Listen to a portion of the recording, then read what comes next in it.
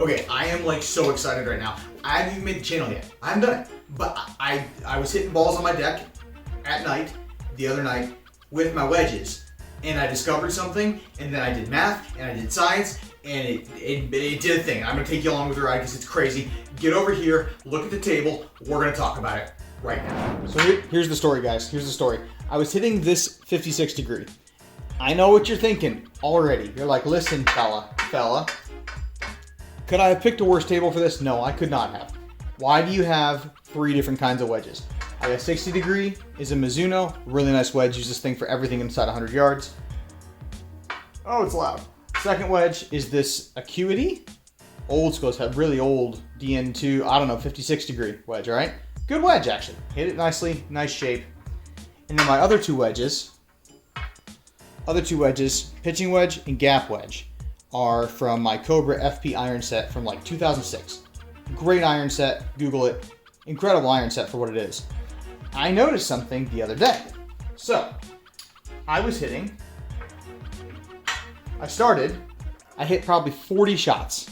You know, chip shots, full swings with this 56 degree from Acuity, right here, this DN2. And I've always thought about this as kind of a heavy wedge. It sets up nice behind the ball, good grooves. And I've always thought of this wedge as pretty heavy.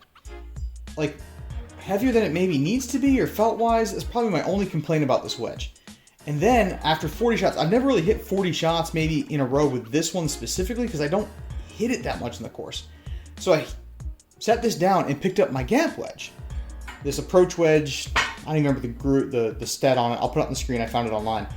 I picked this up, and this thing felt like a feather. So first I hit this, and it feels like a rock, really heavy. I didn't think much of it. I was hitting it, no big deal.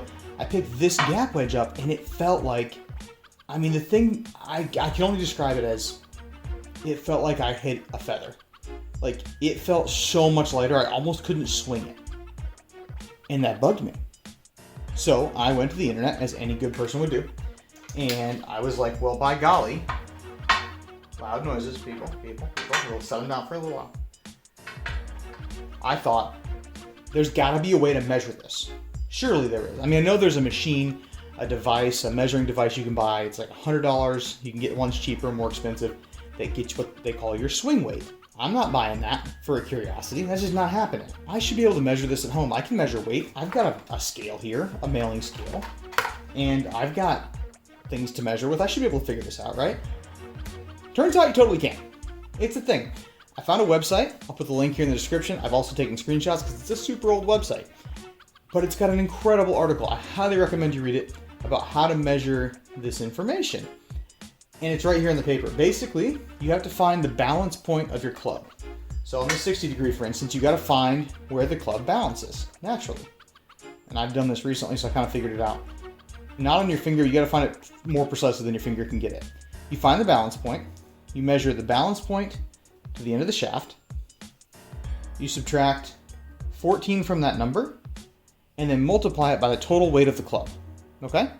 That's all you have to do. Total weight of the club by the distance from the balance point. And again, there's a machine that can do this, and it gives you your swing weight. Now, the kicker with doing this at home is you have to be super precise, because a slight difference in these measurements, as you'll see on the website if you check it out, will change your overall findings.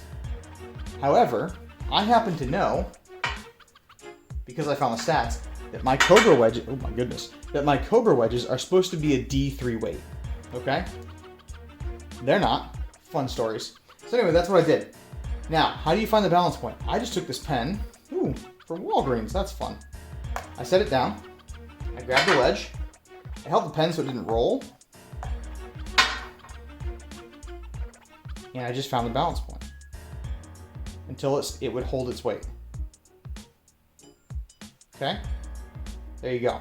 And then I took a Sharpie and I wrote a line.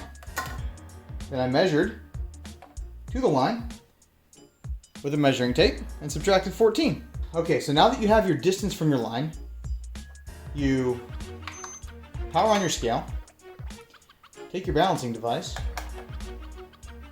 zero it out, place this on the balancing device, on the line, until everything is stable. It's a little bit harder than you think. Once it's stable, you can take a measurement. Now, I happen to know that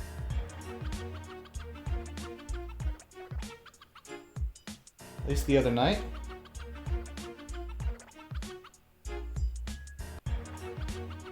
I'm having trouble balancing this tonight. But you get your measurement, right? I don't have this centered, so I'm actually off a little bit on the measurement. But that's okay. You want to have it centered, do all the little things right.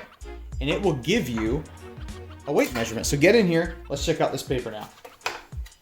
So what I found was that on my 60 degree, I had about 470 grams. My overall length is 27 1/4 to the balance point, minus 14 is 13 1/4.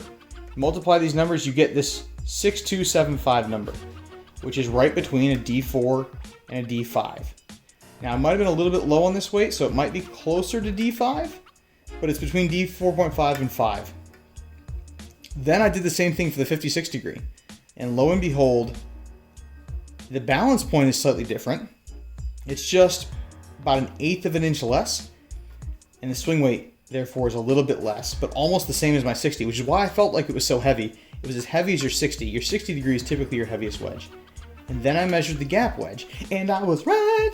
My gap wedge measured less than a D3, a D2.75. Okay, so what we have now is I have heavy club, much lighter club. So if I'm playing a bunch of approach shots to greens, and most courses today, and most players under the age of 45 or 50, as long as you're fairly able-bodied, are going to be playing on most public courses wedges into greens, or the ball from 150 yards in. You're going to be hitting a lot of different wedges. If your wedges are weighted that much of a gap, and you hit a 56 on a hole, and then you have to go hit a gap, this is a huge jump in weight, and you can feel it. Even if you don't recognize it in your brain, you're going to feel it. This should be a closer number. For most players, you can adjust, but yeah, that should be closer. How do you remedy that? Lead tape, people. You get lead tape. Cancer and reproductive harm. Keep your mouth and children out of touch. I gotta find somewhere to put my mouth. Oh, man. Wear gloves when handling, or wash your hand after it. Thank God I only have to wash one hand. So yeah, you can add a little bit of lead tape. That's wild. You can adjust these things. Now, you can mess with the math. If I add 3 grams of lead tape, what does this number change to? It's incredible how much this number will change. If you do just a small amount of math, you can change the overall weight of your club and this number quite a bit. You can tell, like, these numbers are very close. 470, 474, get very similar numbers based on the balance point. And you have to remember that when you change the balance point of your club, right? So if I add weight on the head of my club, which is where you'd put the lead tape, and the balance, let's say the balance point's right here, and I add weight over here to change the swing weight. I've also changed the balance point. It's going to want to go this way. Now the balance point is also closer. So I've lengthened this number, increased this. So you need very, very little weight to change the overall swing weight of your club. But you can totally mess with these things at home. It might be worth it, especially if you have a mismatched kind of wedge set, or you have a big weird gap between your gap wedge and your pitching wedge, and you don't know what the pitching wedge weight is from your manufacturer. This might be worth doing. It might be worth doing for fun. Anyway, I geeked out about this. I had about an hour and a half of fun the other night. I hope you guys do too.